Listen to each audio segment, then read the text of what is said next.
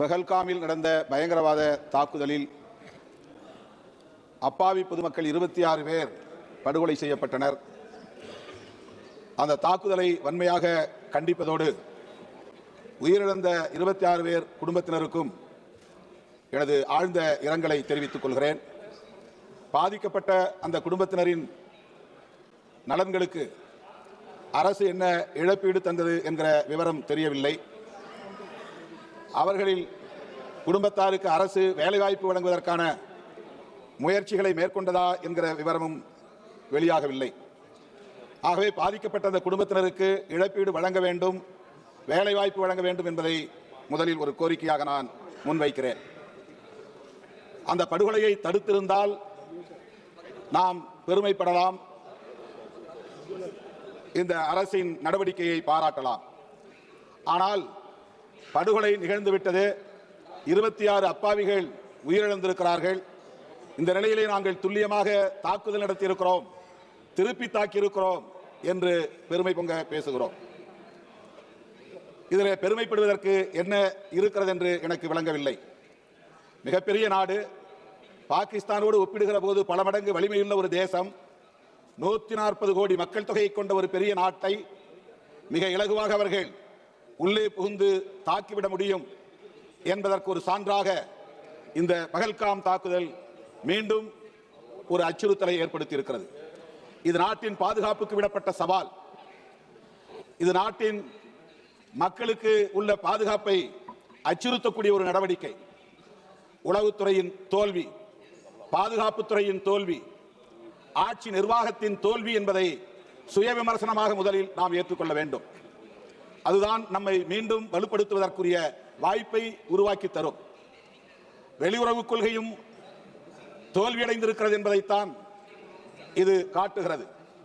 காஷ்மீர் தொடர்பாக நாம் எடுத்திருக்கிற நிலைப்பாடும் தோல்வியடைந்திருக்கிறது என்பதைத்தான் இந்த தாக்குதல் உறுதிப்படுத்தி இருக்கிறது. அரசமைப்பு சட்டம் உறுப்பு எண் 370 நீக்கிவிட்டால் காஷ்மீர் சுதந்திர தேசமாக மாறிவிடும், பயங்கரவாதம் முற்றாக ஒழிந்துவிடும், பொதுமக்கள் அங்கே சுதந்திரமாக உழவ முடியும், சுற்றுலா வளர்ச்சியடையும் என்றெல்லாம் நம்முடைய அரசின் தரப்பிலே சொல்லப்பட்டது. 370 நீக்கப்பட்டது. ஆனால் என்ன நிலை? அதன் பிறகுதானே இந்த தாக்குதல் நடந்திருக்கிறது. அரசு நமக்கு பாதுகாப்பு தரும் என்கிற நம்பிக்கையின் அடிப்படையில் தானே பொதுமக்கள் சுற்றுலா பயணம் மேற்கொண்டார்கள். ஆனால் எல்லை தாண்டிய பயங்கரவாதம் ஊடுருவியது எப்படி? அதை தடுக்க முடியாத நிலை ஏற்பட்டது எப்படி? எல்லை ஓரத்தில் தொடர்ச்சியாக பாதுகாப்பு படை வீரர்கள் இருக்கிறார்கள் என்கிற நம்பிக்கையின் அடிப்படையில் தானே பொதுமக்கள் பஹல்காமுக்கு வந்தார்கள். அந்த இடத்திலே பாதுகாப்பு படை வீரர்கள் இல்லாமல் போனது எப்படி? அந்த இடத்திலே தாக்குதல் நடத்தியவர்களை தடுத்து எதிர்த்து போராடிய குதிரை ஓட்டித்தான் அந்த இடத்தில் பலியாகி இருக்கிறானே தவிர நம்முடைய ஆர்மி பாதுகாப்பு படையை சார்ந்த வீரன் யாரும் அதிலே பலியாகவில்லை. இது மிகப்பெரிய அளவில் நமக்கு சந்தேகத்தை எழுப்புகிறது, கேள்வியை எழுப்புகிறது. ஆகவே காஷ்மீர் தொடர்பாக இந்த அரசு எடுத்த நிலைப்பாடு படுதோல்வி அடைந்திருக்கிறது.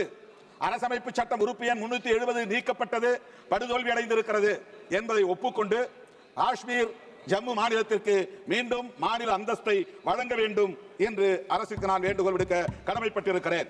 இந்த பயங்கரவாத தாக்குதலால் இப்போது சுற்றுலா அங்கே பாதிக்கப்பட்டிருக்கிறது. சுற்றுலா மூலம் மட்டுமே பெரும்பான்மையான வருமானத்தை கொண்டிருக்கிற மாநிலம் ஜம்மு காஷ்மீர்.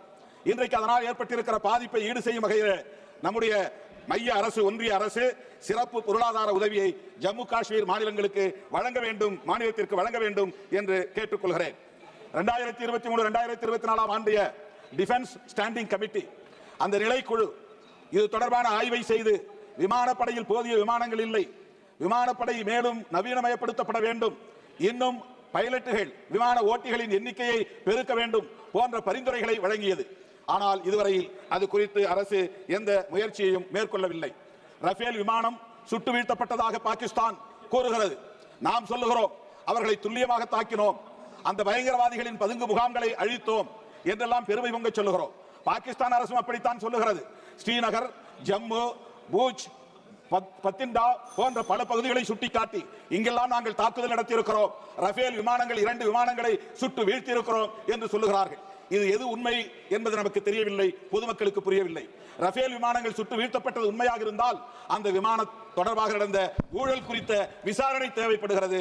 ரஷ்யாவை மட்டுமே ராணுவ தளவாடங்களுக்கு நம்பி இருப்பதை அரசு கைவிட வேண்டும். இன்னும் பல நம்பிக்கைக்குரிய நாடுகளோடு ஒப்பந்தம் போட்டுக்கொண்டு அந்த ட்ரோன் போன்ற தொழில்நுட்பத்தை மேம்படுத்துவதற்கு, விமானங்களின் எண்ணிக்கையை உயர்த்துவதற்கு அரசு முன்வர வேண்டும் என்று கேட்டுக்கொள்கிறேன்.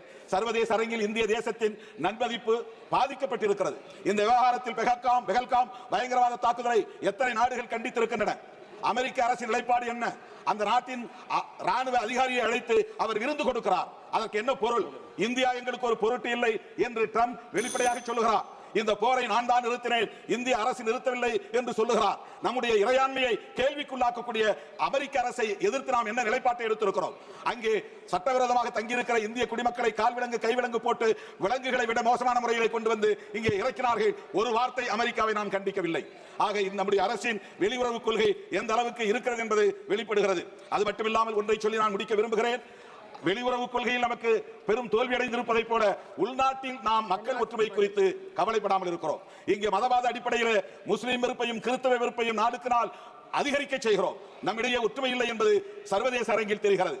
ஒற்றுமையை உருவாக்குவதற்கான ஆக்கப்பூர்வமான பணிகளை அரசு மேற்கொள்ள வேண்டும். வெறுப்பு அரசியலை கைவிட வேண்டும். குறிப்பாக முஸ்லிம்களுக்கு எதிரான வெறுப்பு அரசியலை அடையாளப்படுத்தக்கூடிய வகையில் துருக்கிக்கு எதிரான நடவடிக்கை இந்த அரசு மேற்கொள்கிறது. சீனாவுக்கு எதிரான நடவடிக்கை மேற்கொள்ளவில்லை. இது முஸ்லிம் வெறுப்பை வெளிவிவகார கொள்கையிலும் நாம் உட்படுத்துகிறோம் என்பதை காட்டுகிறது. எனவே மதவாத அரசியலும் நம்முடைய தேசத்தின் பாதுகாப்புக்கு மிகப்பெரிய அச்சுறுத்தலாக இருக்கிறது. இந்த வெறுப்பு அரசியலை அரசு கைவிட வேண்டும். உள்நாட்டு மக்களின் ஒற்றுமையை மேம்படுத்த வேண்டும்.